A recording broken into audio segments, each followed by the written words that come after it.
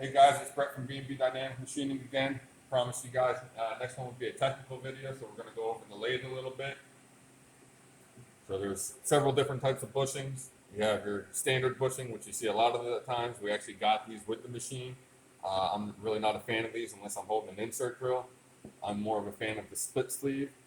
Actually holding a boring bar like this is one of the worst way to hold a boring bar as far as harmonics is concerned. This is a lot better way to hold the boring bar. Set screws go on the side and then it actually squeezes around the boring bar. So that's a lot better for harmonic purposes, and it's a lot better when you're dealing with a used lathe. That's off center. I'm going to explain why in a second. So this is a little boring bar that we had to use to do this part. 5/16 counterbore plus or minus 1, 5/16 deep with a through hole. On the other side, you have a 7/16 counterbore plus or minus 1 1/2 inch deep. Yeah, this one actually went in the collet, but again, I'll show you.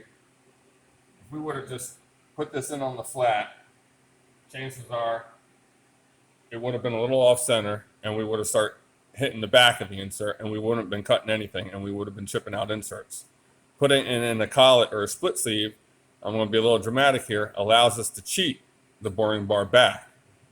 And you will cut chips all day like that once you find the exact point. So on this side, we were able to go 5/16 deep, or 5/16 counterboard by 5/16 deep, no problem. So on the other side, I thought we could do the same thing, 7/16 by 1/2 inch deep, no problem. Wasn't really the case. Once I hit a little bit past 5/16, you could kind of hear the chips just kind of start grinding. And you can't really see it, but on one of the inserts, you could see that I actually started breaking the back of the insert.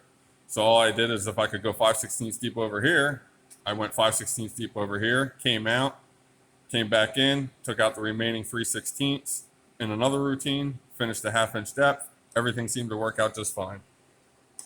So those are a couple little lathe basics that might help someone in the future. Thank you very much. Remember to like and subscribe if you like the videos.